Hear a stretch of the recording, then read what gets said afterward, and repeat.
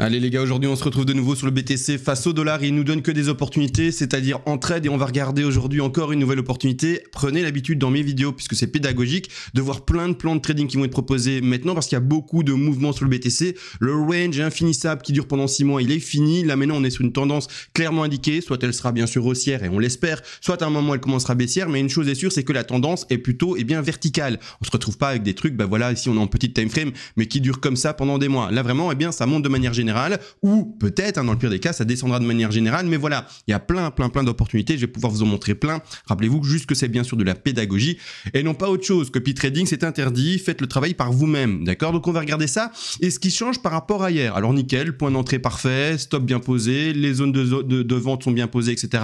On pump bien, on a été chercher quasiment d'ailleurs le double top, on y est presque, on est à 68 000, quasiment 69 000 $ pour faire un nouveau top, un nouvel ATH. C'est magnifique, tout est trop beau pour le BTC, que ça soit en trading ou en spot, on est gagnant tout le temps, sauf si vous jouez contre la tendance, et alors là, du coup, vous prenez des murs dans les dents si vous vous amusez à shorter le marché, mais autrement, on est gagnant non-stop. On va pouvoir enfin, d'ailleurs par rapport à hier, peaufiner le décompte, alors toujours haussier, toujours avec ces fameuses 9 vagues théoriques. Ceux qui ne savent pas de quoi je parle, regardez la vidéo d'hier, ou alors j'en parlerai peut-être aujourd'hui, mais il y a 9 vagues théoriques. En Elliott Wave, je sais que ça fait bizarre, on se dit attends, mais c'est 1, 2, 3, 4, 5 pour l'impulsive. C'est dans le cas ici d'une non identifiée, avec une extension sur une des vagues du coup non identifiée, et le truc mémotechnique, c'est de compter jusqu'à 9. Bref, tout ça est vu et on le verra d'ailleurs peut-être aujourd'hui. Je rappelle juste également qu'on a un Discord pour ceux qui veulent apprendre et se dire bah ouais, mais je connais pas tout ça, etc. J'aimerais bien plus d'appui, etc. On a un Discord accessible à 30 € par mois, et en plus dans ce Discord, bien sûr, vous avez les PDF, à la fois PDF des vagues, des Elliott Wave, avec tout ce que je viens d'expliquer ici, d'écrit noir sur blanc, synthétique, pour que vous appreniez rapidement. Également, bien sûr, le PDF du Money Management, comme vous le voyez ici.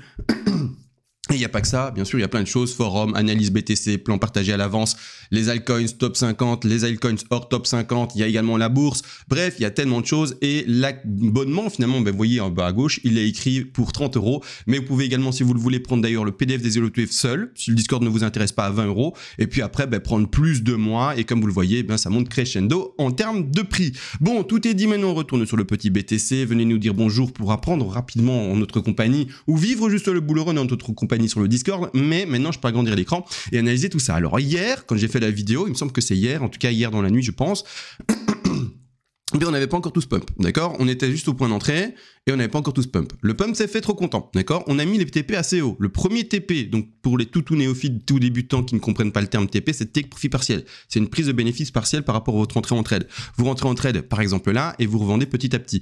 La première zone de vente est indiquée à 75 000 $ et la deuxième zone de vente est indiquée ici à 85 000 $. Malgré tout, quelqu'un qui n'est peut-être pas rentré là et bref, qui veut peut-être pas prendre ces TP là d'ailleurs en compte, se dit je vais attendre un peu, voir comment se construit le mouvement, etc. Je pars également, donc des guillemets, c'est sa réflexion à lui, je pars également dans quelque chose d'haussier et je veux juste pouvoir peut-être peaufiner mon décompte par après. Il y a eu le rebond, trop content, on a fini ici un sous-décompte ici en 5 vers 6, étonnamment, c'est bizarre dit ça en Elliott Wave moi-même, j'ai du mal, mais on est en extension non identifiée, donc partons sur ce décompte là, et du coup je vais trader la suite. Alors, un trader qui veut trader vers le haut, qu'est-ce qu'il fait normalement dans cette hypothèse d'attendre, etc., et d'être patient et prendre la meilleure des opportunités?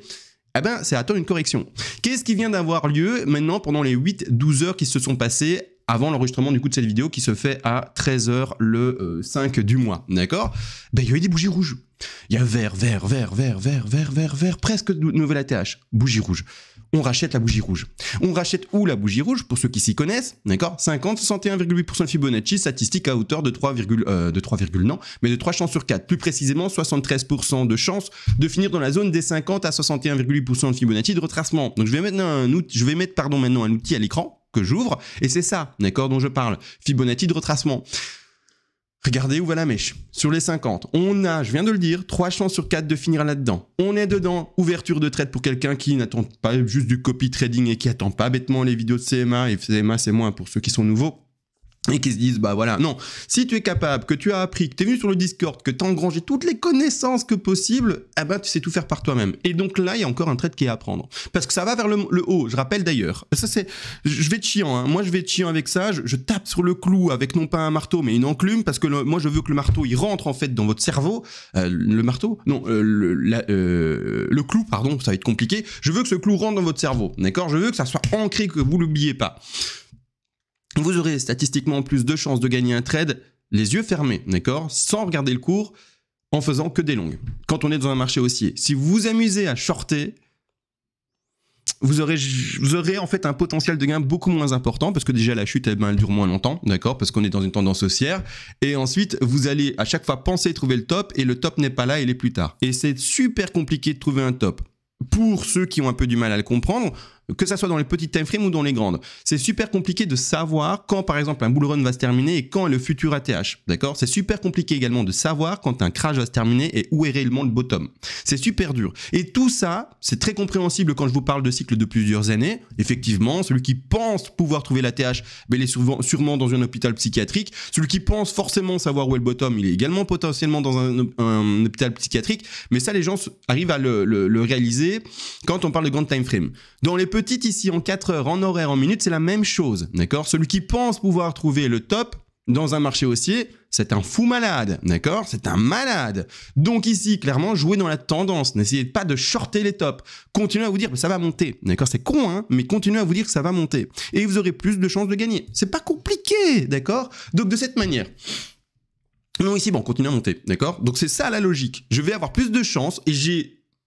Je sais pas, mais j'ai une certaine confiance quand je parle et que je m'exprime, parce que tous mes conseils sont bons pour un néophyte, pour un débutant. Et donc je sais que dans la vidéo de demain, dans la vidéo d'après-demain, j'aurai plus de chances d'avoir montré quelque chose de juste aujourd'hui que de dire bah ça va shorter, ça va descendre, etc.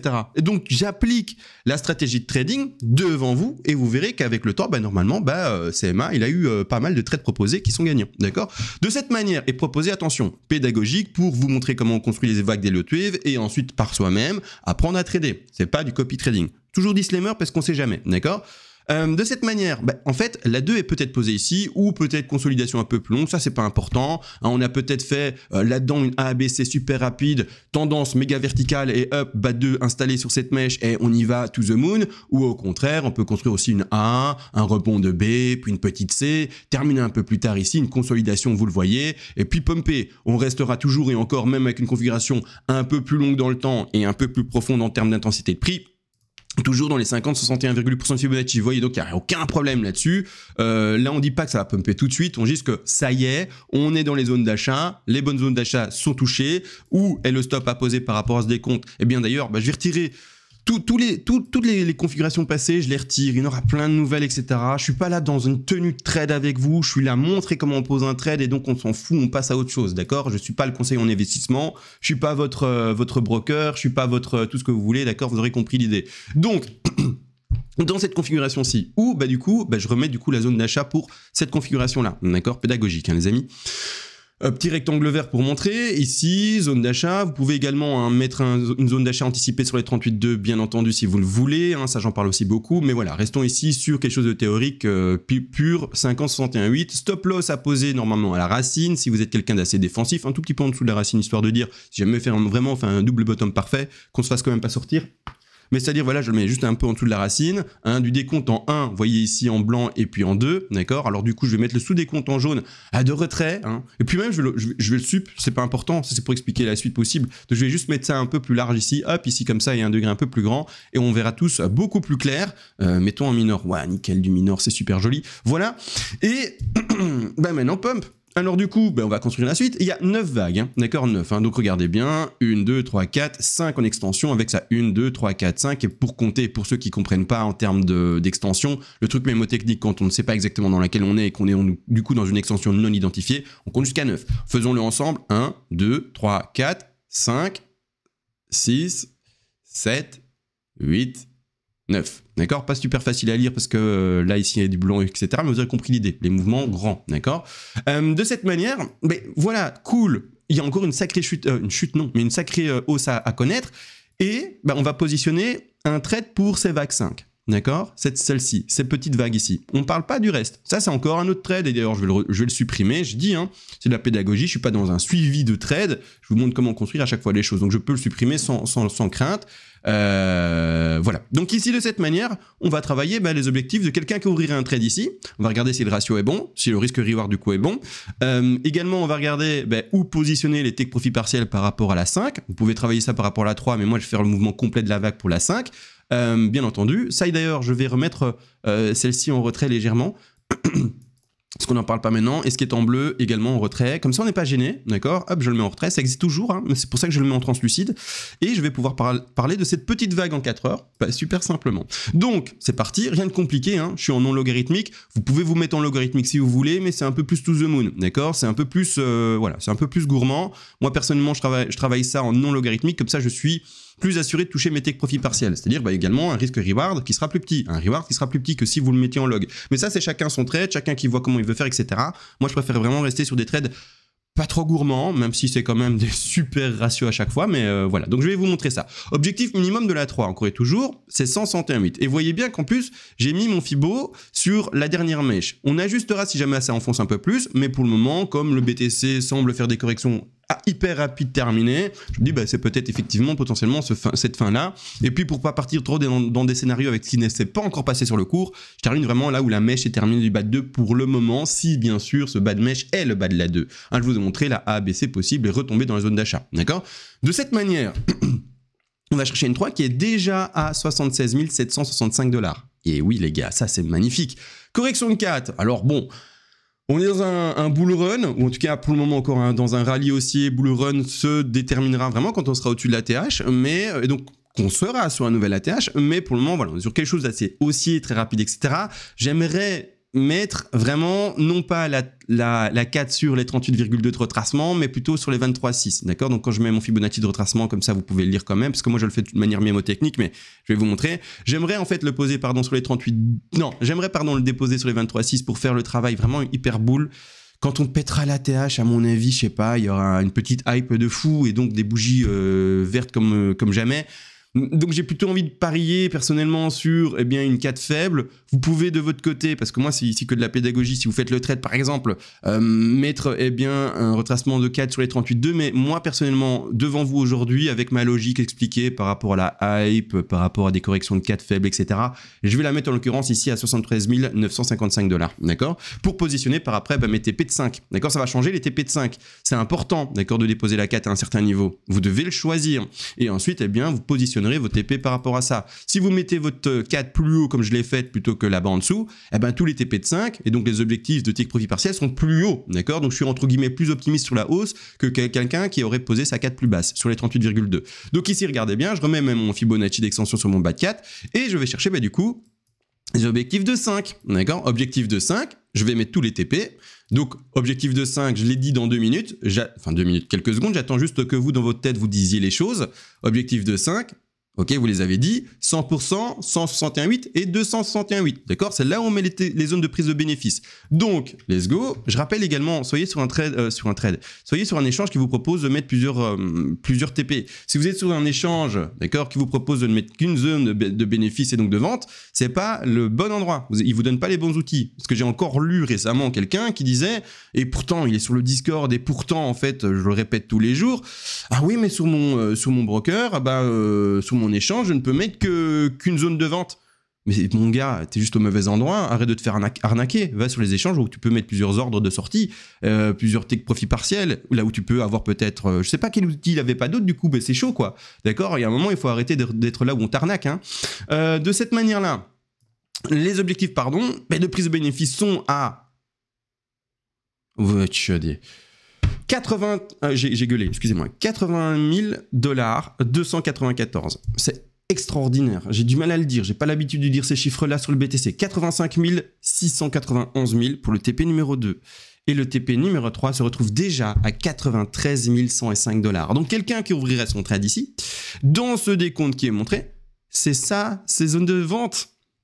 Je sais pas si vous réalisez. C'est-à-dire qu'on rentre à 64 000 et la première zone de vente seulement est à hauteur de 81 000, c'est-à-dire 64, on est à 17 000 $ au-dessus, plus ou moins, si je suis pas trop mauvais dans mes calculs.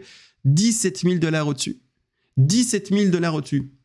C'est hallucinant. Enfin, c'est ça, hein, ouais, plus ou moins. Bon, bref. C'est hallucinant, d'accord? C'est un truc de fou malade. Alors, regardons le ratio. On va regarder. Let's go. Ratio. Vous allez choper là à gauche, longue position. On le simule sur l'entrée des 5 ans. En tout cas là, à ce niveau-là, allez, on va le simuler au milieu. Etc. Bon, peu importe. Hein, c'est pour avoir en tout cas un ordre d'idée. On a un ratio de 4,91. C'est quasiment un ratio de 5. C'est extraordinaire. C'est un très bon trade. C'est du top, ça. C'est du top, les gars. Ça, c'est du caviar. C'est du caviar. Vous êtes en train de vous êtes à Monaco, là, sur votre yacht à 10 millions d'euros, dollars, et vous regardez les gens passer en mangeant du caviar à la cuillère, comme si c'était dans un pot de yaourt, avec, bien sûr, un pot de caviar de 500 grammes. Et vous mettez bien, les gars. D'accord ? Et ouais. Donc, là, c'est magnifique. Alors, qu'est-ce que ça veut dire, tout ça ? Quand on met maintenant ça dans le degré supérieur, parce que par rapport à hier, il y a quand même de l'évolution. Je vais enfin remettre du coup les grands degrés de manière plus visible. Ça va être intéressant. Ça va être très intéressant. Donc hier, ça a été posé par rapport au fait qu'on n'ait pas les sous-décomptes. Donc on se disait, on va au moins déjà à 76 000 et au moins aussi à 85 000. Mais avec la vague qu'on vient de dessiner, ce truc-là, on est encore plus optimiste et on va au moins à 81 000. Ensuite, la petite correction qu'on va la poser à 23,6. Hein. Ça, c'est la vague, je sais pas combien, là, j'ai du mal avec ça. C'est la 7, 8, 9, donc c'est la 7. On repose ça à 23 000, et puis après, on travaillera celle-là. D'accord ? Aussi à poser à 100% normalement. Mais c'est une grosse folie. Le truc, il est boule, et genre, ça n'arrête pas. Et donc, même si maintenant, on va chercher, par exemple, les 81 000, il y a encore une vague. D'accord ? Et puis seulement à un moment, effectivement, on aura trouvé un top. D'accord ? On aura trouvé un top local. À ce moment-là, on verra de jolies bougies rouges comme on a pu le connaître ici, assez rapide et assez violent, et on rachètera. Alors du coup, ces zones-là, on peut déjà les retirer, on les retravaillera à ce moment, parce que là, on n'y est pas encore, d'accord ? Mais on rachètera le bas de 2, et je vous expliquerai à ce moment-là comment faire. Aujourd'hui, il me semble que c'est peut-être hors contexte vu ce qu'on connaît. Restons un peu dans le bull market, c'est-à-dire dans la phase haussière, et voyons après la zone de correction, d'accord ? Également, j'insiste par rapport au petit speech que j'avais au début de vidéo. Attention, vous ne trouverez pas le top, etc., ce qui est vrai, d'accord ? On va dans l'optimisation de bénéfices, comme je vous l'explique d'ailleurs souvent, avec un déplacement de stop loss en termes de stop profit, etc. Mais aujourd'hui, je n'ai pas traité ça, j'en l'ai déjà traité dans plusieurs vidéos, mais on ne va pas parler de l'optimisation du bénéfice avec le stop profit aujourd'hui. Ce que je voulais vous dire, c'est que du coup, le top, premièrement, je ne sais pas quand est-ce qu'il va venir. Alors vous allez vous dire, mais du coup, quoi ? Comment tu vas pouvoir calculer ta 2, etc. Comment ça va se passer ? Quand est-ce que tu vas savoir acheter le bas de 2 ? En fait, on ne va pas essayer de déjà shorter le top. Donc, on ne va pas essayer de dire, OK, là, on est sur un top. OK, là, j'ai fini mon décompte et je vends. D'accord ? On ne shorte pas. On ne fait qu'ouvrir des positions haussières pour revendre vers le haut, mais revendre la position haussière. On ne vend pas de manière anticipative une position pour racheter cette vente anticipative. Donc, on n'ouvre pas un short. Vous avez compris les termes. Hein. J'essaie d'expliquer pour des débutants. Un shorter, c'est vendre quelque chose qu'on n'a pas. Et on rachète ce qu'on a vendu. D'accord ? C'est bête, hein, c'est bizarre. Hein. Mais voilà. C'est-à-dire, c'est bien ça, hein, je l'ai bien expliqué. Hein. Oui, c'est shorter quelque chose qu'on n'a pas et on le rachète par après. C'est bien ça. Et donc, on a le bénéfice entre son point de vente qu'on n'a pas et son rachat moins cher. Bon, bref, ça, c'est du trading. C'est-à-dire que je pense que j'ai bien expliqué et que je ne me suis pas emmêlé les pinceaux. Mais celui qui veut mieux expliquer, les commentaires, il t'expliquera mieux pour les débutants si je l'ai mal expliqué. D'accord ? C'est-à-dire qu'à un moment, en fait, c'est con, hein, on va optimiser notre bénéfice par rapport au trade haussier et à un moment, ce truc va chuter. Je sais pas quand. Vous voyez, je préfère dire ça. À un moment, on verra plein de bougies rouges. Bon, le trade haussier sera clôturé parce que soit on aurait pris tous les TP et déplacé notre stop loss en termes de stop profit sorti, mais ça, je vous l'ai dit, je n'en parle pas aujourd'hui. Mais à un moment, on va voir des bougies rouges, ok ? C'est à ce moment-là, quand on verra qu'on casse la tendance haussière générale ici, qu'on change réellement, qu'on chute réellement, qu'on perd 10, 15%, etc. sur le cours, hein, qu'on passe de, par exemple, 90 000 $ à quelque chose comme 70 000 $. C'est là où on va dire, ok, maintenant on est rentré dans la 2. Maintenant la 1 elle est finie, maintenant on rentre dans la 2. Et là on achètera, bon ben finalement je le fais, mais là on achètera également la correction des 50 à 61,8% Fibonacci par rapport au top. Et également, j'insiste, on achètera surtout avec moi, je vais vous montrer ça, mais je n'en parlerai peut-être pas aujourd'hui, ici là je le survole, mais on achètera, donc j'en sais rien, je mets mon Fibo à ce niveau-là, je l'ai mis au hasard à 88 000, c'est un hasard, mais on achètera ces 3 paliers là, d'accord ? Alors, les 38,2 que je mets en vert, c'est de la zone d'achat hein, pour plus tard. Ensuite, également, les fameux 50. Et vous voyez bien que je parle pas de prix, je parle de Fibo. C'est les Fibo qu'on achète. Et puis après, bien sûr, on doit regarder à quel prix c'est parce qu'il faut mettre l'ordre d'achat. Parce qu'on le travaille en dollars. Mais c'est le Fibonacci qu'on achète. On s'en fout, on fait du dollar à droite. Et donc, on va acheter le Fibonacci 38,2, le 50 et 61,8. Le 38,2 avec une forte importance, d'accord ? Parce qu'on a vu que le BTC pouvait, et c'est ce qui nous a fait depuis 1 an et demi maintenant, et bientôt 2 ans, eh bien que des corrections qui sont faibles. Donc un gros palier d'achat sur les 38,2 de correction, un palier d'achat sur les 50 et un palier d'achat sur les 61,8. Mais un gros palier d'achat sur les 38,2. Donc 3 paliers d'achat à poser, un stop qui sera positionné très bas à 38 000, parce que on sait jamais, hein, peut-être crash exceptionnel, que sais-je, mais on va rester un maximum dedans pour continuer la tendance haussière par après. Une fois que la correction sera faite, on va retravailler tout ça pour revendre plus haut, bien sûr, mais c'est pas le sujet de la vidéo aujourd'hui. On aura tout le temps de travailler ça ensemble quand on fera la chute et quand la chute s'amorcera. Pour le moment, on est dans la hausse, donc je vais retirer ça. Ça, c'est pour vous montrer comment on va le faire plus tard. On achète les Fibos, les prix en dollars, on s'en fout. Bien sûr, en tout cas, c'est comme ça qu'il faut le voir. Le prix en dollars, c'est juste ce qui va vous permettre sur votre échange d'indiquer un ordre. C'est tout, d'accord? Mais on achète le Fibonacci. Et puis voilà, on continuera ensemble le grand décompte. Et le grand décompte, c'est to the moon, to the moon, to the moon. Vous voyez, on est qu'au début du grand décompte. Donc vraiment, on est au début. Et alors là, cette 3 là, c'est tout là-bas. Cette 4 là, c'est tout là-bas. Cette 5 là, c'est tout là-bas. Cette 3 là, c'est tout là-bas. Cette là-bas, c'est tout là-bas. Regardez pas où je le pose. Je rappelle pour les tout débutants qui s'amusent à regarder la date à laquelle je pose, au prix auquel je le pose. Non, je le pose parce que c'est comme une phrase. Il faut un sujet, un verbe, un complément. Autrement, votre phrase, vous savez pas la construire. C'est la même chose. Je mets juste la construction de la phrase à venir, mais je ne peux pas, pour vous faire plaisir, mettre un truc là, puis ma 4 là, pour vous dire et vous faire comprendre que je peux rien travailler. Puis mettre ça là, et puis faire ça, et puis ça ressemble à rien. Il faut que je construise ça pour qu'après, moi, je puisse faire mon puzzle et mon building. Ne vous amusez pas donc à lire. Donc, je pourrais faire ça. D'accord? Je peux faire ça pour dire à tout le monde, impossible de lire les vagues à venir. Mais c'est débile, ok? C'est débile. Donc, je remets correctement les choses, la phrase construite à l'avance, ok, l'évolution qu'on attend de la phrase, et donc du développement, ici on est l'hot wave. De toute manière, il n'y a pas les dates ici lisibles à droite, donc c'est trop bien, mais ne regardez pas le prix non plus, d'accord? C'est juste comme ça qu'on va lire la phrase, c'est-à-dire la suite du décompte et l'hot wave, le sujet, le verbe, le complément, et donc ici, on voit la vague 3, la vague 5, la vague 5, la vague 4, vas-y, pas ça. Donc, vous voyez le développement qui est posé à l'avance. Rien n'a été travaillé, ok? Ne regardez pas les prix. Un petit disclaimer parce que je sais que les tout débutants, et si jamais vous lisiez ça comme ça, vous savez votre niveau. C'est bête, hein? Mais si vous disiez, ah, il a mis à quel prix la 3? Et à quelle date? Et vous mettiez des pauses sur la vidéo YouTube et vous disiez à quel prix là? Et quelle date? Attends, je descends. Quelle date il estime? Vous êtes débutant. C'est con, hein? Mais vous êtes débutant. Vous le savez maintenant. Et je sais que ça fait mal au cœur. Vous êtes débutant. Pas de problème, hein? Prenez le temps d'apprendre, etc. Il n'y a pas de souci. Mais juste avec ça, vous savez que vous êtes tout débutant. D'accord? C'est juste pas grave, hein? Vous allez prendre du temps à apprendre, hein? Pas de problème avec ça. Mais ça y est, vous savez votre niveau. C'est vraiment ça. Bon, allez, les amis, des bisous. On se retrouve demain, peut-être, si ça bouge enfin. Et sur ce, ciao!